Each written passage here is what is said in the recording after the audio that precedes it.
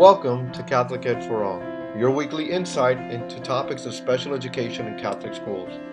My name is Dr. Raul Escarpio, and I invite you to join me each week as we learn how to be more inclusive in Catholic schools and continue to live out St. John Paul II's message of open wide the doors to Christ. Many thanks go out to RCL Benzinger, who is generously sponsoring this podcast. RCL Benzinger enriches the worldwide Catholic community by providing the most engaging and highest quality resources, programs, and services rooted in the rich and diverse tradition of the Catholic faith. And now, on to our show.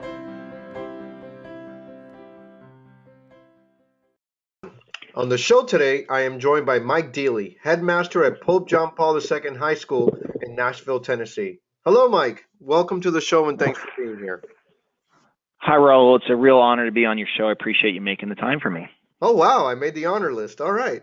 Good job. Yeah, you're that good. You're that good. Mike, can you tell the audience a little bit about yourself? Yes, I am very fortunate to be the headmaster at Pope John Paul II High School in the Diocese of Nashville, and have been here just finishing my fourth year.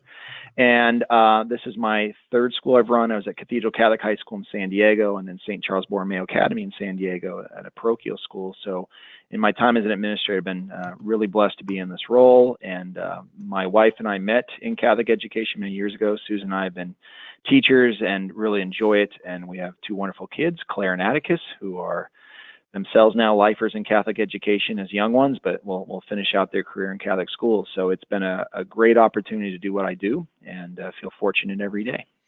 Amen. Amen. So a couple questions. I always ask my administrators, what did you teach when you were in school?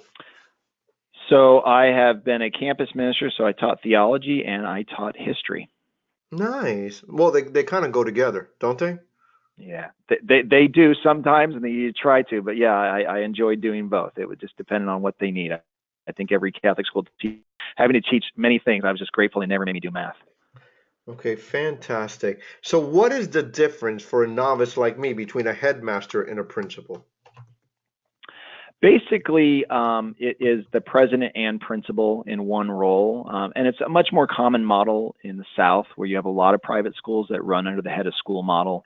So it has certain strengths at times in that, in one person you can get both decisions done, but it has certain limits if it's not managed well that you can't get it all done. So I'm very fortunate. I have a really good leadership team here, and they kind of take the parts and pieces. But it's a learning piece, and yeah, it's not a common model in Catholic schools, but it's one that I'm really enjoying right now.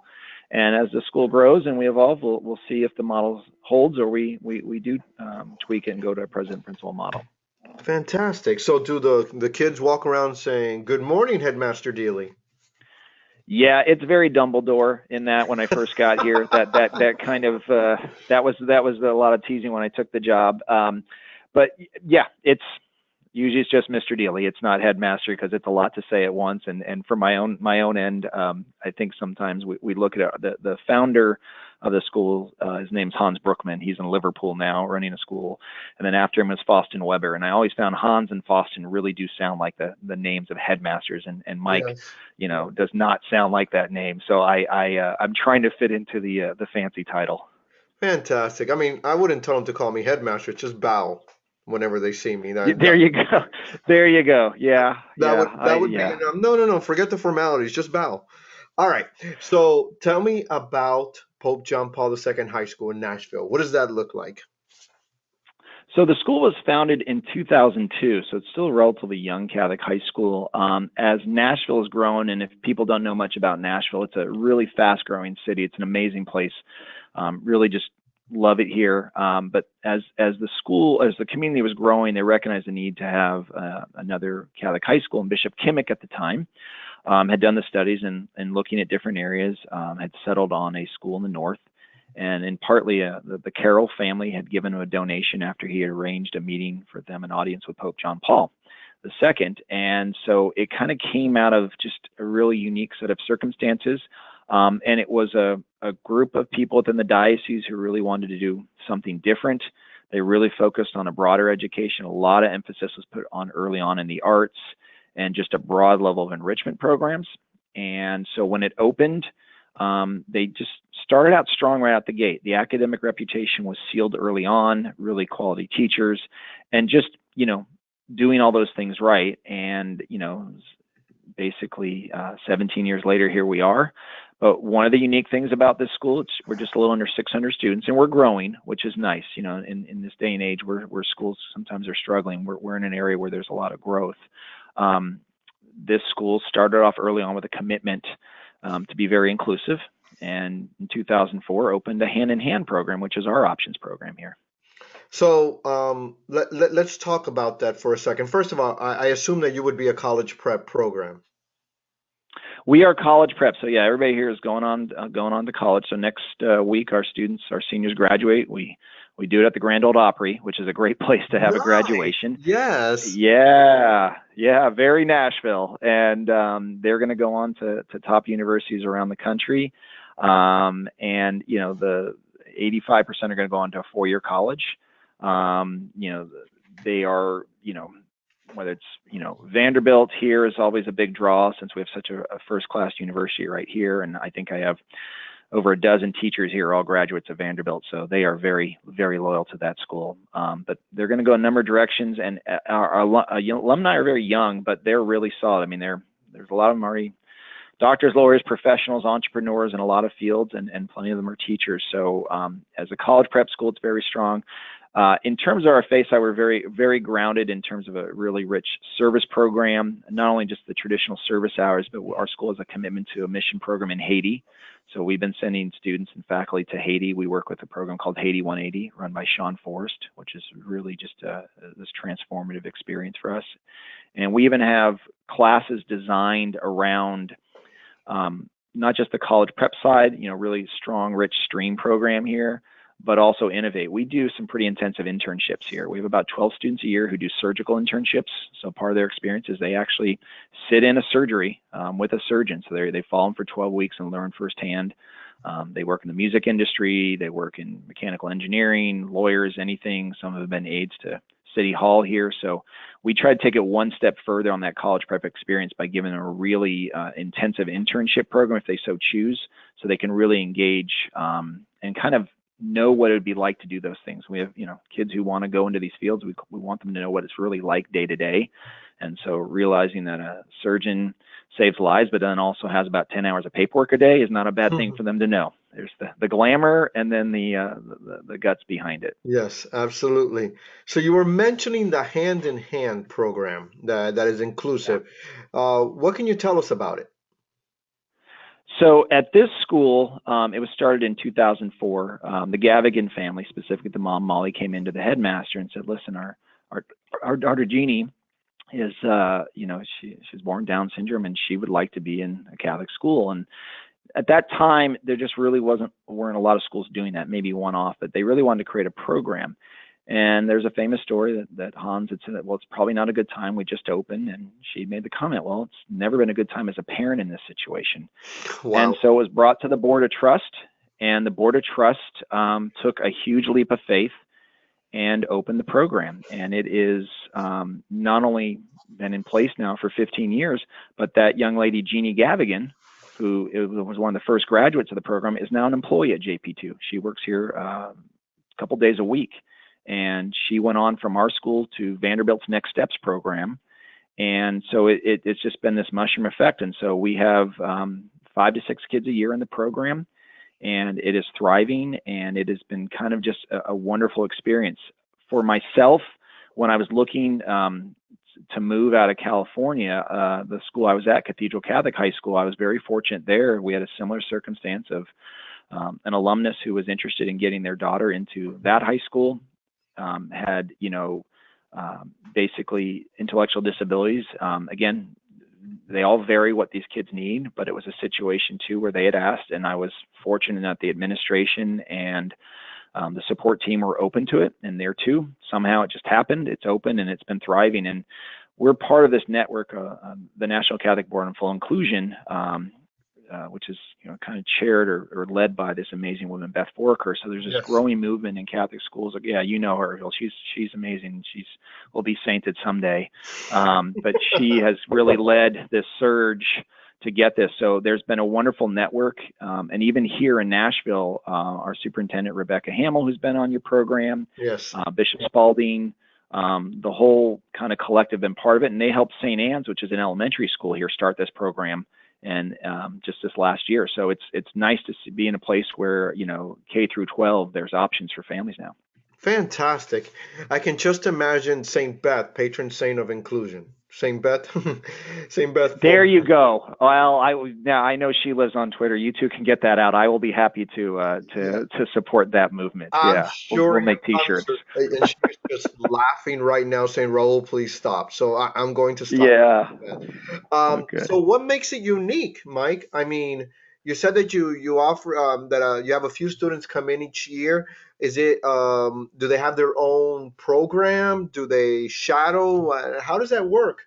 Uh, So the nice thing, and that's a good question. It's a bit of everything. So it's tailored towards the individual needs, but also potential of the student. So we don't just decide that all the kids in the class fit the same niche. So I've been very blessed. Kim Shaver, who's running the program right now, Pam Eatman, her predecessor, and Adrian Parks, who started the program, still all collaborate in different ways with us to help do this. So for a child who comes in the program, we look at their needs and we identify how inclusive we can be. And the goal really is to get them involved in every aspect of the school. So to try to get him to the classes, try to get them into all the programs, extracurricular, sports, whatever. And then we adjust. So they will have some inclusive classes where they will be in the hand-in-hand room, where they'll be working on skill sets, or they'll be working on vocational training, or working on skill sets so that they will be very successful adults and as independent as possible. But then they'll be in programs where they will have a peer mentor with them. So we have a group of trained upperclassmen who will work with them in either coming into class and taking the teacher curriculum and helping it apply it or modify it to what they're going to do. So they could sit in a history class and be discussing the Renaissance and the Reformation, but understanding it on a level that really fits their intellectual ability, but also that they're just next to their classmates. And the same thing happens in sports. They will have peer mentors who work with them. So if they're on the track team or they're on the swim team, they can participate. And so really for our school, we try to actually make it almost under the radar that they're just part of the school. We don't constantly talk about a student and say, well, they're a hand-in-hand student. No, we say they're a student. They're here like every other student. And just like a student may be here because they want to, focus on science or on music or, play basketball, they want to be here just like them. And we're just adjusting to where they're at. Fantastic. So I would assume really quick that it's not just students with intellectual disabilities that are at your school. I assume that there's. So we have a. No, go ahead. No, go ahead. Sorry, Raul. I'm stepping all over your tongue there. I apologize. Go ahead. No. I assume there's other disabilities at your school. Yeah, we have a program for the Night Success program, which is for mild to moderate.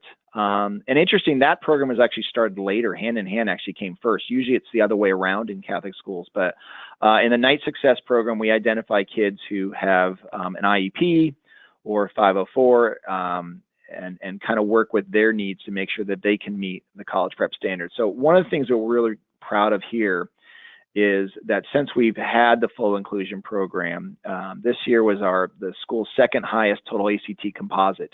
And this includes students who have an IEP.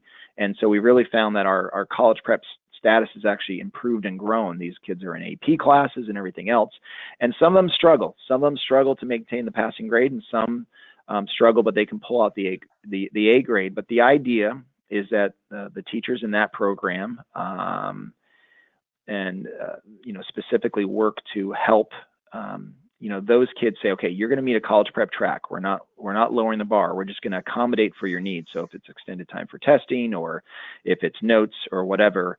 And so Susan Deely, Casey Rayburn, and then I got to mention Angie Puckett, who helps in both programs, work on these things. But really, at the end of the day, for that program, the teachers do a lot of the work on the accommodation. So I have a amazing faculty who really say, hey, our success as a school is not just only taking these, bright kids, which we have a lot of here, but kids who really struggle, but they're bright and talented in so many areas, they just struggle in their writing or their reading. And so we can prove that they're just as bright as anybody else. We just need to give them the way to do it. And I think, we talk of it no different than I'm a left-handed person in a right-handed world. It's the same thing, whether it's their dyslexia or anything else. We just have to help tilt things to fit the way God made them. And that's the pride piece. We really say God made them. It wasn't our decision to say, well, they have to be this way. It's like, no, God said they have to be this way. You have to figure out how you work with them. And so the culture here is really open and supportive of that. And we really just take great pride in that sense of inclusion and openness. And what, amen, first of all, but how different is that mentality? And it's rhetorical, obviously, for a college prep program, because I've heard the arguments, Mike. Well, we're a college prep program. We can't do it. And more so often, I'm running into people like you. I'm running into people in Orlando, Florida, and different places throughout the country that are saying, yes, we're a college prep program. Yes, we do get students into college and very prestigious colleges if you really want to know. But we're also taking care of the ones that have needs. We're taking care of them the Yeah. way God instructed us to. Yeah, I get where people say that, and there have been times in my career where I was that person saying that. I really believe at the end of the day, sometimes there's fear, because one is we now know more about our mind and how we learn, that we have to understand we have these simple definitions of how you learn, or these simple definitions sometimes of how information should be shared.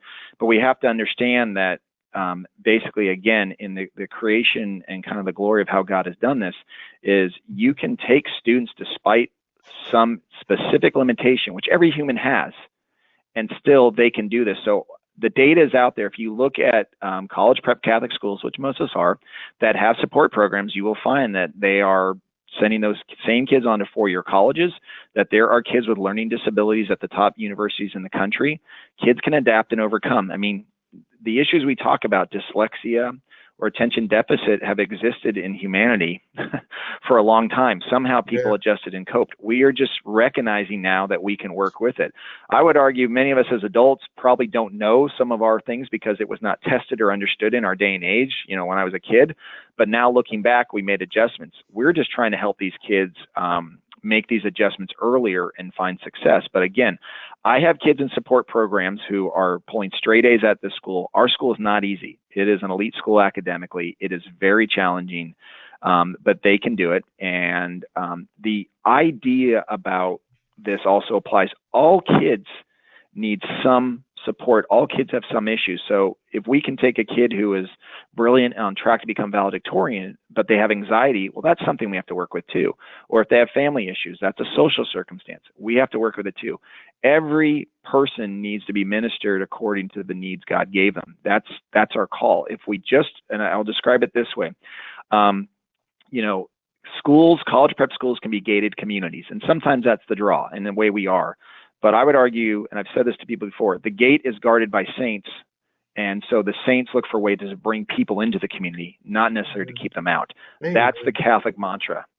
Oh, amen. You're talking my language. So I don't even really need to ask you what you would tell principals if they want to start a program. I think you're telling them right now. So I'm going to close this by asking you, what should Catholic special education look like?